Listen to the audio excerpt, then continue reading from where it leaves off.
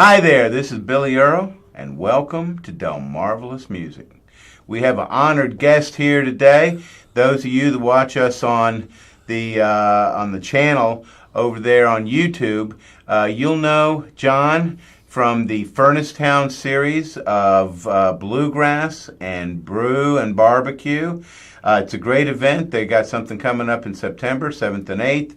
Hustle on down for all y'all in Texas. I know that's a long way to come, but you know that's what they made airplanes for. So come on down and have some beer and some barbecue with us. And I don't want to hear any bullshit. Well, I don't want to hear anything about the barbecue not being Texas barbecue. I wasn't supposed to say that, and I may not cut it out, but you'll find out your own self. Anyway, John, thank you for coming by. It is a pleasure to see you. I will tell you this, and I'm not just blowing smoke up your skirt, but the show y'all did out there at Furnace Town, I have recorded all of the shows that have been there last season and this season, and that was the best show that's ever been there. Well, thank you. It was terrific. You don't say that to all the boys. I never said it to anybody before, but I'll tell you why. I am a huge fan of well-done three-part harmony. And you all just knocked it out of the park. Thank you. Because that's what I listen to. Got a lot of guitar players, and you got a lot of mandolin players, a lot of banjo players, and I love that music, but it's the three-part harmony that really blows my hair back, and I mean that metaphorically only. My old partner, Tim Finch, used to say, you play for the show, you sing for the dough. Well, I think he's got something going on. He did, and that was the Good Deal Band, and we were singers, we were known as more a vocal band than hot band. Well, that's the gift. That's the gift. Now, you're from Baltimore. I am. How long you been over here on the beautiful Eastern Shore? We moved here in 14, Christmas Eve of 14, but I had a place in Ocean City for 18 years before that. Yeah. So I've been back and forth, but now I'm permanent. I bet you've seen some changes here. Oh, yeah. I have. Yeah, I've only moved here in 2012. To marry my 7th grade girlfriend, who ran off to the beach when we were both in 12th grade, and I went to Virginia to play football, and we thought the difference between Richmond, Virginia, and Ocean City, Maryland was all the distance in the world. Oh, yeah. So we screwed up, but that's what Facebook's for. That's how we got back together. You got back, good. Tell me about what you're doing these days musically.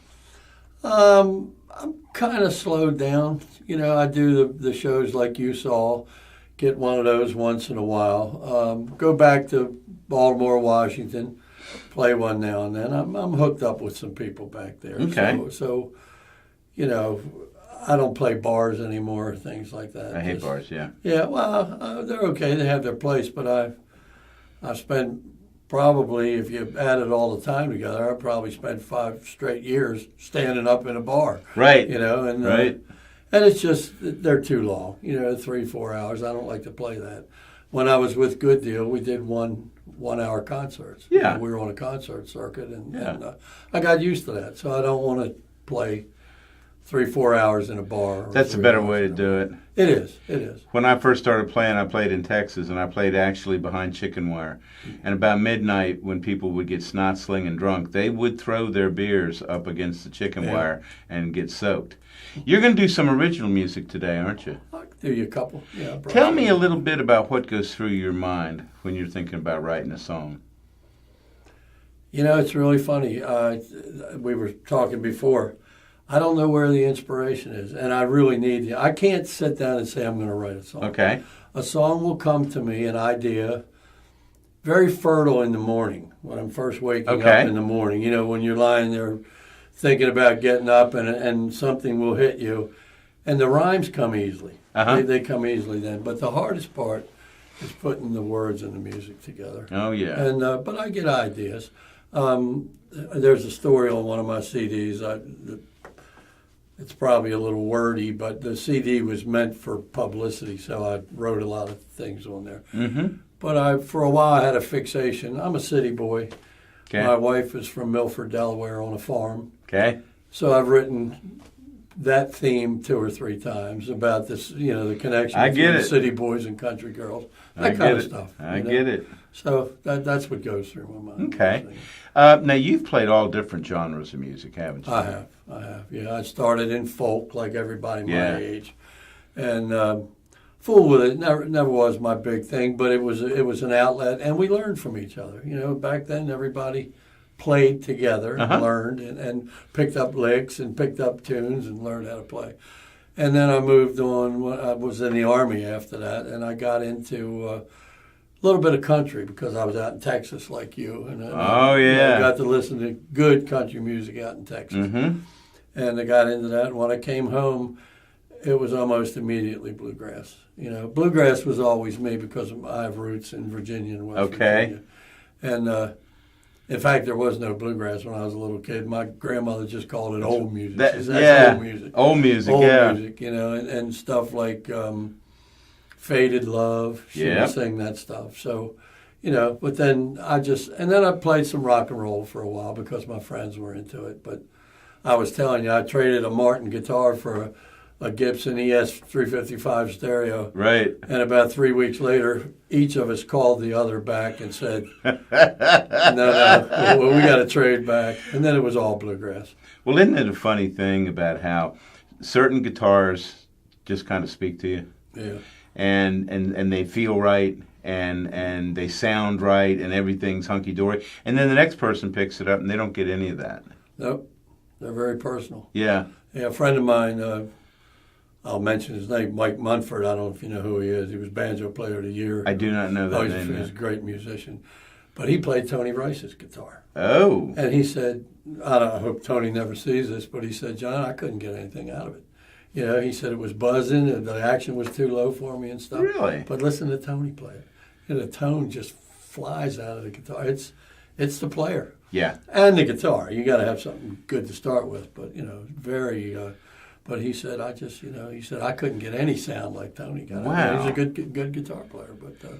It's an odd thing, and, you know, I had a guy ask me the other day, he goes, why do you need more than one guitar? And I thought about it for a second, because that's not as illogical a question as it first struck me. But then I said, would you ever own one impressionistic painting? Yeah. You said, well, no, of course not. Yeah. Well, I said guitars are very much like that, because when they're well made, they are art. Yeah, I mean, you can sit there and look at them and have as much fun as you can playing them because they're beautiful. You're reading my mail. I sit and look at them all the time. Well, yeah. But every one of them has a different... The specs are different. Yeah. They're not all the same. And so people that don't play, I can see why they would look at, you know, the accumulation of guitars. My college roommate has 150 guitars, and they're good ones. And they're everywhere. They're in his closets, they're under his bed, they're under sofas. Now, his wife's finally had enough, and she said, Alan, you're going to have to get rid of these. So fortunately, 4 guitars ago, I made sure that I cherry-picked, you know, some that just needed to be in my collection. Exactly. Oh, absolutely. But, you know, they have different tones. They have different this. They have different that. They have different smells. They have different ways that, you know, they sit on your body when you're playing them. Anyway, it's a thing of beauty. Yep. Well, let's do this. Why don't you play a couple of songs for us, and we'll have some more conversation. But I do want to thank you again for coming in to beautiful downtown Salisbury. We're going through a big musical renovation here because of our National Folk Festival. Yeah, exactly. Very proud of that. I hope it goes well. I hope it goes well, too. What did I do? Okay. Well, I thought I'd play a couple that I wrote. Because I can't talk the band into playing them, so I got a chance. You can't get the band into playing them. Yeah, they can do it. What's wrong with you guys?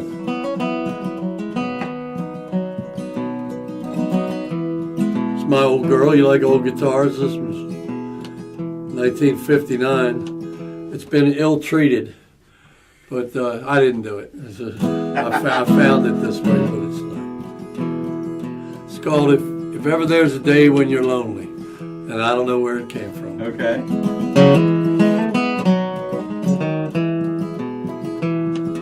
If ever there's a day when you're lonely, darling, there'll be nights when you're blue. Remember one who dreams of you only and is lovingly waiting for you. But in the evening when it's late and I linger by your gate, my thoughts on a happier time.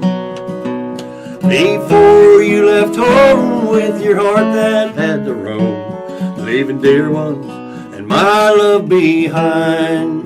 If ever there's a day when you're lonely, darling, they'll be nice when you're blue. Remember one who dreams of you only and is lovingly waiting for you.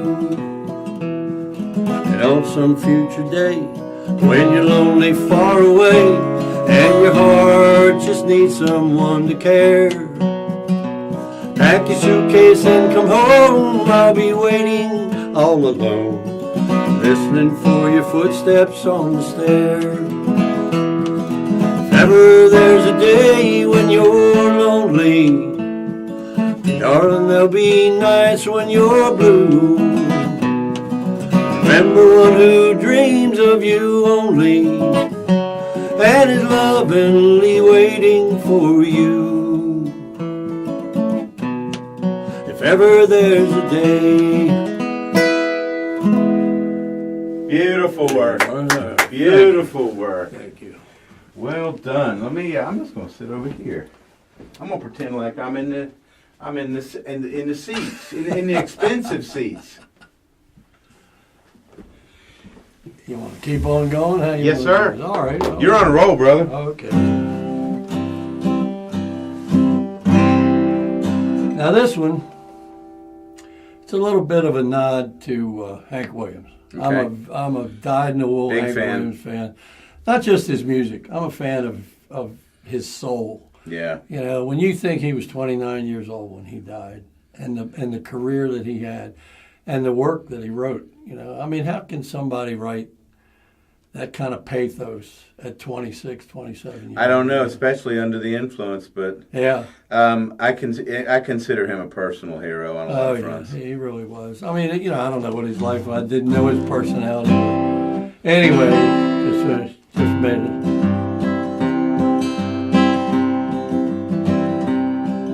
Last night I saw your picture in the paper. Read of how you married and leave town. Told of all your happiness and glory. Oh, you look so sweet and lovely in that gown. But tonight I'm digging up old memories of loving days and plans sweetly made. I don't know if you'll ever think about me,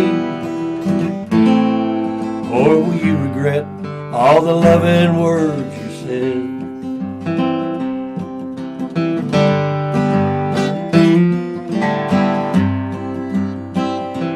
This old town, all our friends and all our neighbors. But I hope like me you'd always call them home.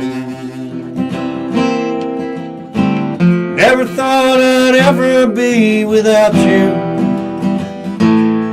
but tonight I find myself here all alone. And tonight I'm digging up old memories, loving days and plans we sweetly made. I don't know if you'll ever think about me, or will you regret all the loving words you said? Last night I saw your picture in the paper. Woo! Nice tune. I like Hank. Nice This makes me tune. think of him. You saw the movie, didn't you? The newest? Yeah. No, I didn't. Yeah, eerily similar. I mean, this guy, he got into Hank's head, and he was Hank on the screen. And who was it? Who? He's an English actor, actually. His name is I'll tell you in a minute. Again, I got my Medicare card yesterday, so I'm. I've had mine a while. I didn't like it at all. I thought, why are they writing? No, Jesus Christ, what is it? Anyway. How about it's not a remake of the George Hamilton one, is it? No, it is not. He did a good job in that. I've seen that one too. Yeah, good. no, he's completely I different. thought he did a great job. But this guy sang all the parts, which I was astounded at. Really? I don't know how these people do it. I think Hamilton sung the ones in there. Did he really? Yeah, I think he did. Yeah. Well, He did a good job. Well, you know, it ain't hard to sound like Hank. I mean, everybody in the world's copied him. I know. You know, because he just had a common man's voice. You know, but it's melodious to me. I like this. Let's see, what's this one? This one. Oh, you got a new capo, didn't you?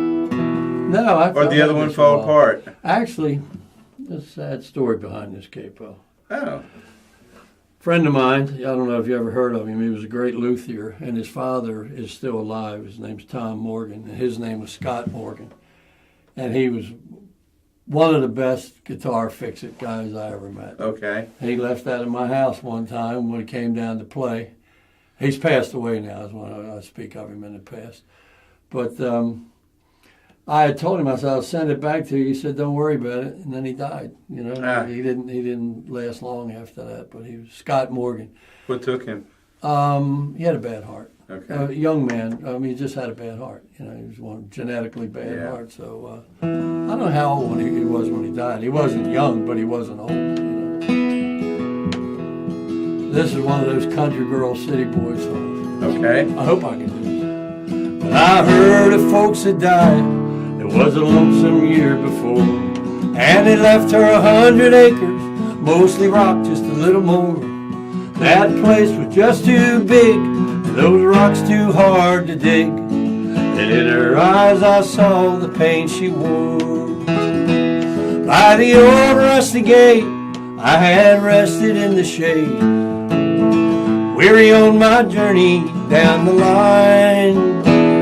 That day I didn't know that in just a year or so, 100-acre heaven would be mine. When I stayed on as a hand, and I helped her with that land, she thought it might be good if I could stay just for a while.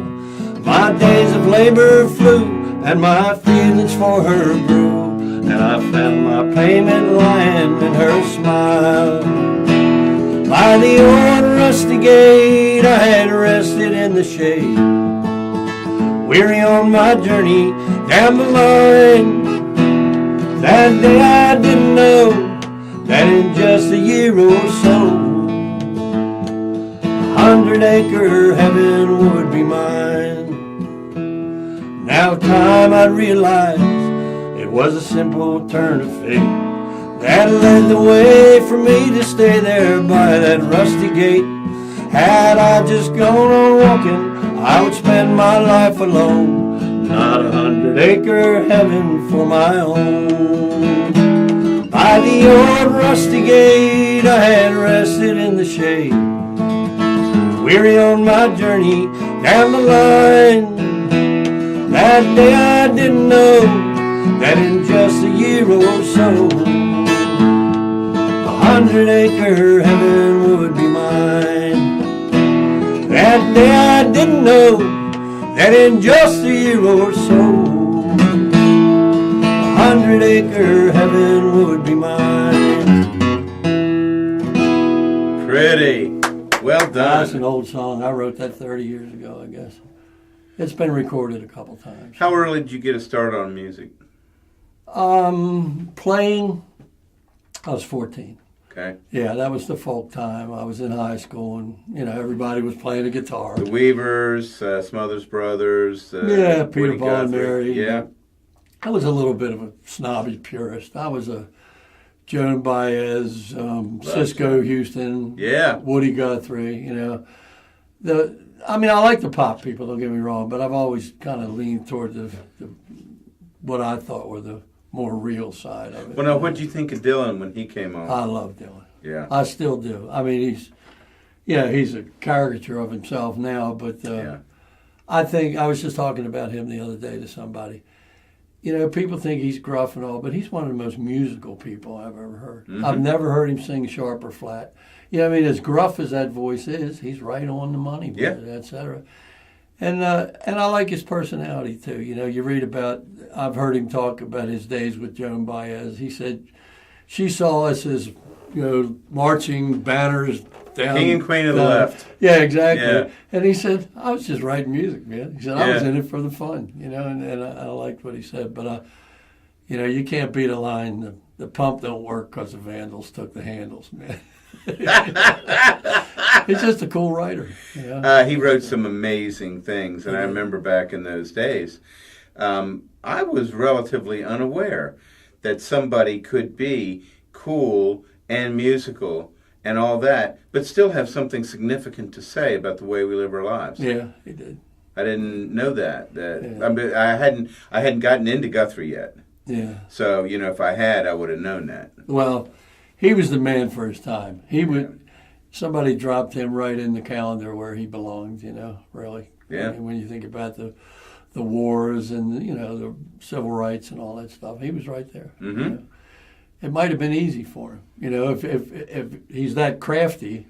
Well, you know, he made the most of it. He did. He certainly did. You know, Okay. just take it. You know, it's like, well, I don't want to get political, but, you know, people that make political humor on television, that's too easy. Yeah. You know, you could do that all day long. Low-lying fruit. Yeah, it is. Yeah. It is. It really is. It's not hard to knock anybody, right, left, or anything like Yeah. that. You could just take them apart, you know. Well, Somebody's going to laugh at it. people need to watch more shows where people have live music and, There you go. and less political There you stuff. go. Yeah, you leave your troubles outside. It'd be good for their brains. If they have any. What else you got there, partner? And by the way, while we're off on this subject, tell me just a couple of what it was like to be near Austin, Texas in 1967. It was pretty good. I was at Fort Hood. I was in the Army. Yeah. And but we used to drive down. I had a very good friend who's long gone now, but he had a fancy car. He was a very wealthy guy, and we lived on his father's credit card, so we'd go anywhere we want. So we ambled into Austin one night and just loved it. So and then we decided, we took a couple courses at UT because we had a lot of time. You know, stateside Army was as much as you could get away with at the time. You know, you showed up for morning formation, and the rest of the day you hid. Right. You know, most of the time, and until we started training for something else. But yeah, the football games and the music down on what street is it? Fifth Street. Fifth Street. Yeah. Yeah. Those great bars and stuff like that. I don't know how many of those places are left. The Continental Club, the Broken Spoke, the Antone's. Antone's may have been there. I don't remember. I thought there was a place called the Ram or something, but I can't say. There was, and I can't remember what the whole title of it was, but there was a Ram something or something Ram. My son was there a couple years ago for that big.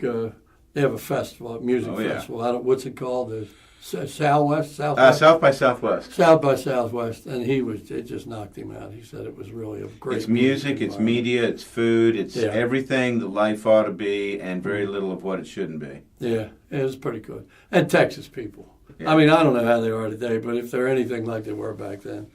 Well, real Texas people are just sweet as they can be. Yeah. There's an awful lot of folks there that are not from there. And so they're like, you know, anybody else from any other place. But Texans themselves tend to have a big heart and a big smile. They do. And if they can go through a day without, you know, some meat, burned meat, and some live music, you know, then it wasn't a very good day if they didn't get a little of both. I like that. Oh, me too. Yeah, when I first was at Hood, I hitchhiked up to Baylor. I wanted to see Baylor up in Waco. And I was like I said, I'm a city boy. I'm from Baltimore. You know, it's a little faster life than it was down there. And I was walking across campus, and two girls were walking by me, and I just nodded. I said, "No." They stopped. The story works better this way. They said, "How you doing?" And I just went, and I kept walking, and they stopped. And I turned around. She said, "How you doing?" And it's the first time anybody ever said, "How you doing?" to me, and they waited for an answer. Right. You know, and I was like, "Gee, these are good people." So we had, I liked it there. I stuck around there for a couple months too, going back and forth to Waco. But then it was Austin. Well, that was a magical time in the life of Austin when you were there. Yeah, really I mean, was. it's different now, and it's still good and it's still nice. But that was magic time. Yeah, and a lot of people. You watch television, you hear people from Texas. They don't have an accent anymore. Well, nobody does. There's no regional accents because of television. Yeah. We're all kind of homogenized.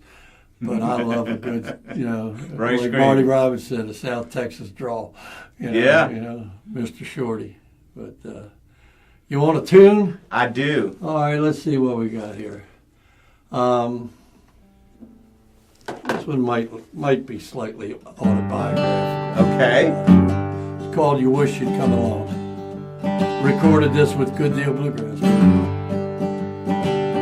By the hour you rise this morning, well, I'll be mostly through Virginia. The Carolina pines, they'll see me pass by noon. My heart will sure be hurting for you when I cross those red hills of Georgia. And I lay down my head with a rising Florida moon. I've got to go now. You ought to know now. The things you do, they're telling me you think that it's all wrong. Though today you feel no sorrow, I can only hope tomorrow, somewhere in your heart, you wish you'd come along. You've been saying for a long time, you and I just picked the wrong time. You want to wait a while and see what tomorrow's bring. But all I know is life's for living, and I'm gonna live the one I was given. I won't waste my time, for it's such a precious thing. I gotta go now.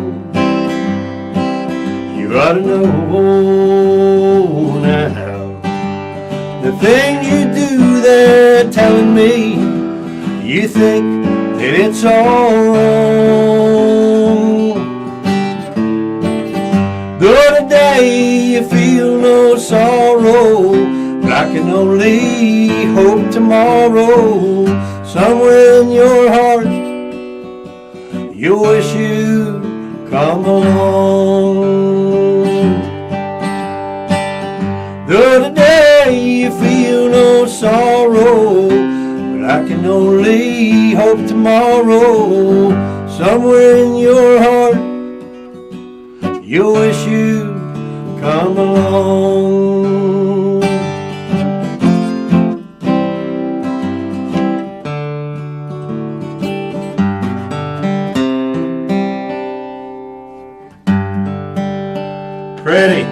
Pretty. Thank you. Pretty Thank you so song. much. How long does it take you to write a song? Pretty quick. When they hit you, it Just comes to you. Just hit like a train. Yeah, they really do. I've read that about a lot of writers that say, when it was there, it was there. Yeah. I rarely go back to them. Once in a while, I'll refine them a little bit. Just go back and just some of the syntax and things like that. I want them to fit together. The hardest part is rhyme. It amazes me sometimes if you listen to a foreign song in a different language. How they rhyme. How do they get the same idea as I do? I don't know. And have rhyming words in German or French or something like that. You know what I mean? I know. It's very hard to parallel. If you speak Spanish and you listen to Spanish translations of American songs, what they're saying has little or nothing to do with what you originally had. Yeah, well, they can't do that. The idioms don't cross over. They have their own stuff like that. Where in Baltimore are you from? I was born in the west side near Catonsville. I know it well. Catonsville on the west side. My parents lived on the same street when they were in their early 20s, late teens, early. Well, my father lived there his whole life, but my mother moved to that street, and they met, 10 houses apart.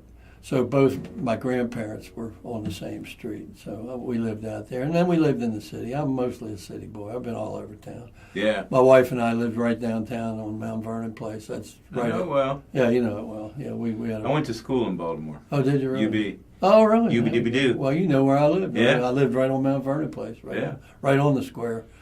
They were good times.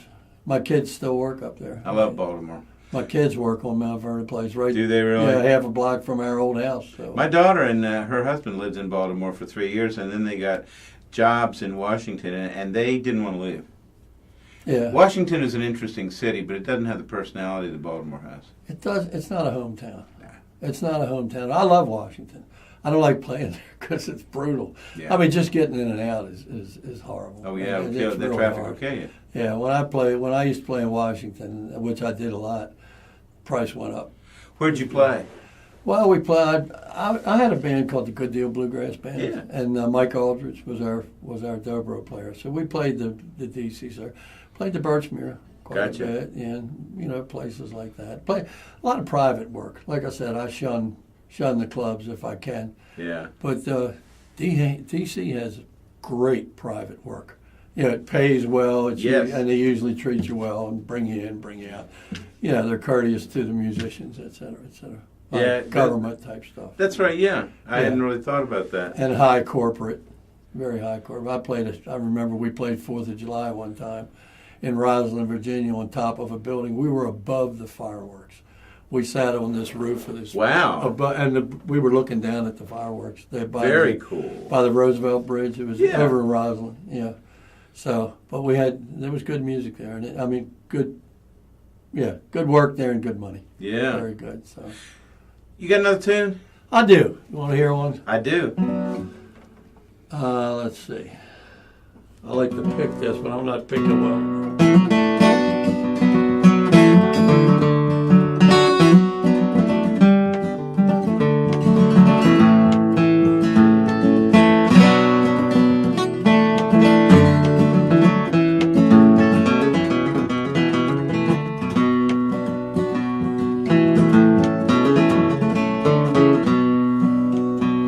Last night I lay dreaming that you came back home. You stood at the door and you smiled, but I woke up screaming so deathly alone, and I hung down my head for a while. And I've heard it spoken, time heals all wounds, sunshine must follow the rain.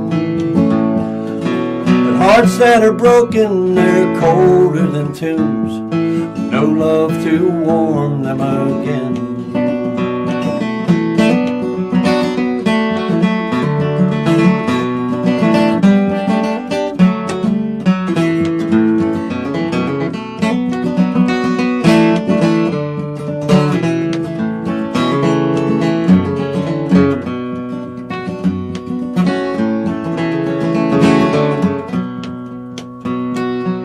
Each day's a desert, so empty and dry. A bottle's a bottomless well. Time's just illusions that slip slowly by in a dream where your memories dwell. And I've got a vision of you long ago. You were laughing and holding my hand. Love was a treasure we'd both wanted so, but a castle we'd built on the sand. My friend said he saw you and you looked so fine. You kindly mentioned my name, and he thought I could call you, maybe drop you a line, just to see if you still felt the same. I've hit rock bottom, you're riding high, and I don't think I know what to say. Words have no meaning since we said goodbye. You think it's better this way.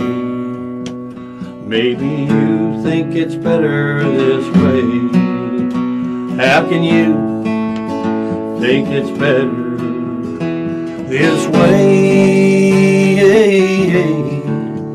Oh, oh, oh.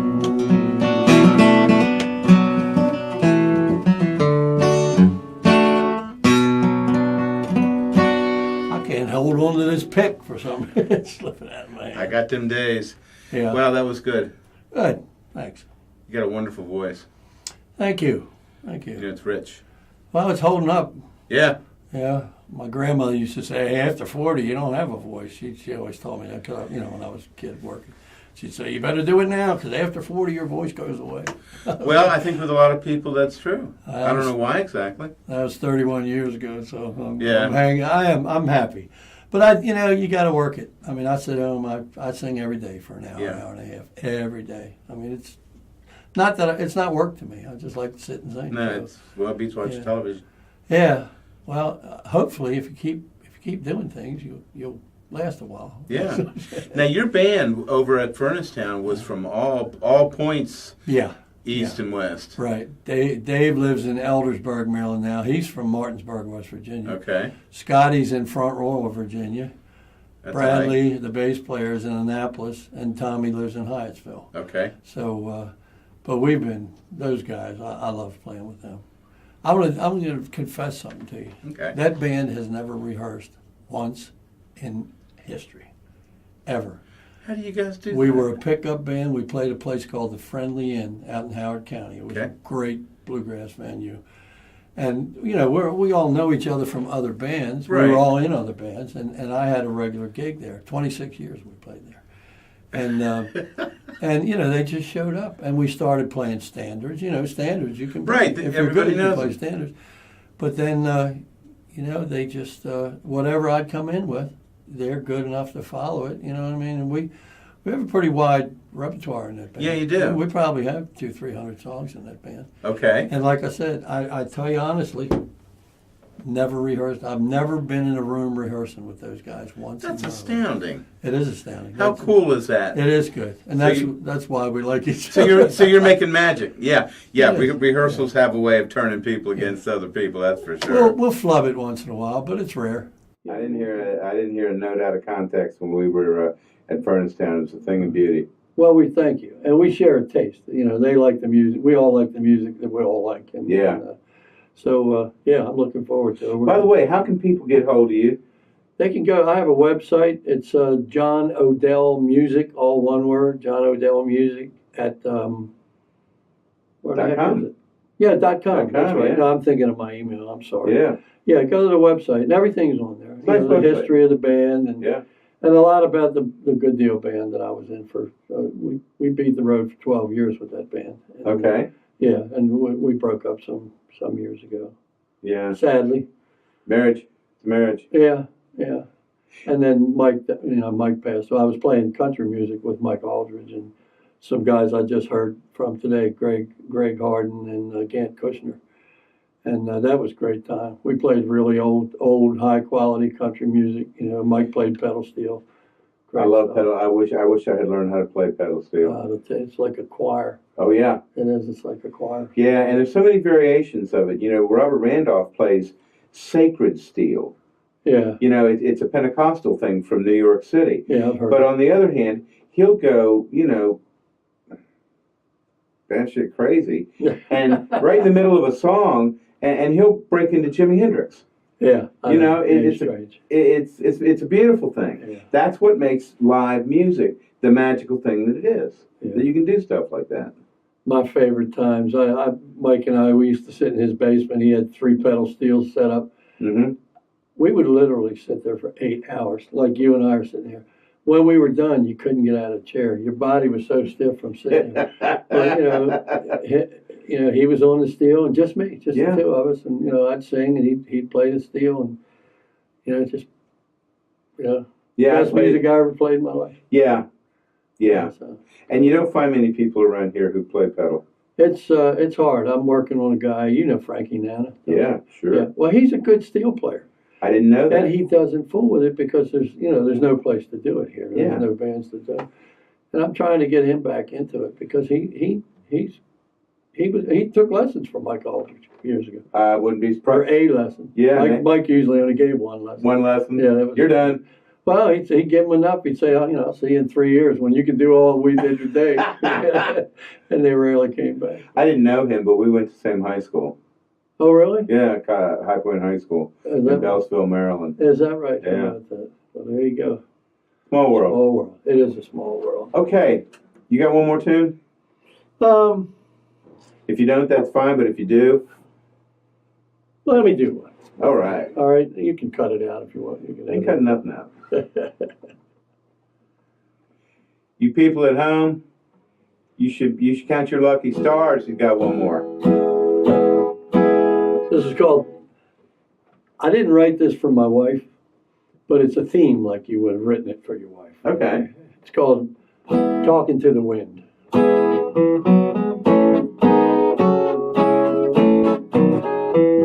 Up the long and dusty roads of flatland dirt, stains of August labor come a-seeping through his shirt. Yesterday he thought the sun might drop him, and today he hoped some promised rain might stop him. He just can't understand the way she's living, leaving him to work that place alone, taking all he does and never giving, and acting like it's really not her home.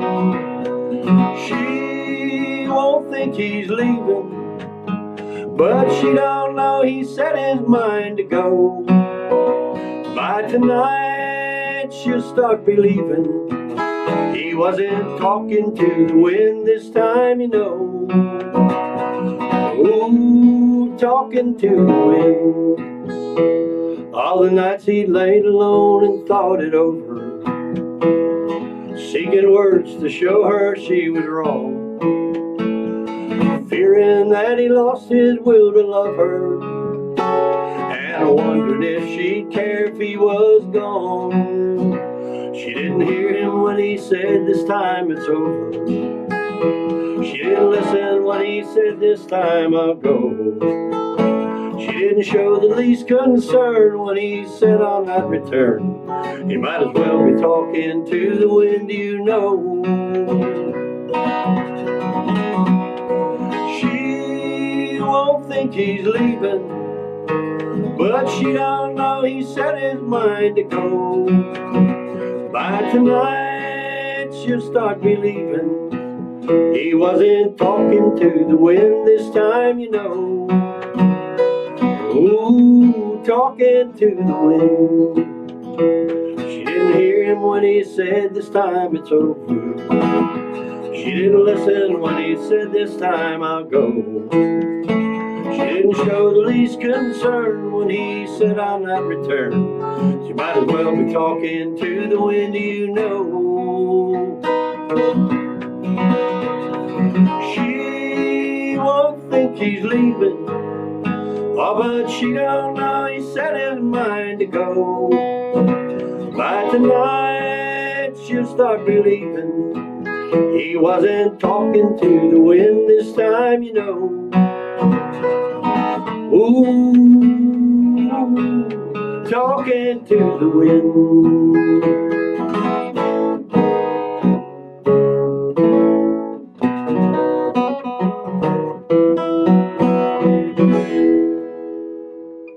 Beautifully done. Talk to the wind. Beautifully done. Good. John, what words of wisdom do you have for the people half in Maryland, half in Texas? Come see each other. Come see each other and come here. Where are you playing next? I don't know. I don't Go to the know. website. Yeah, Go to the website and figure it out. I can't tell you. But you know what they say? A life without live music just ain't hardly worth it. So we're going to thank John for coming over here today. I'm not even on camera. I'm a mysterious off-camera voice. That's right. But thank you, brother, for coming over here. I've enjoyed it, and we're just going to play the bejesus side of this. Good. And as Louis Goldstein used to say, my favorite Maryland politician, God bless y'all real good. Down the road, partners. There you go. Damn. I hope you got some reverb or something. You can fix that sound up. I can do it. Good. I can do it.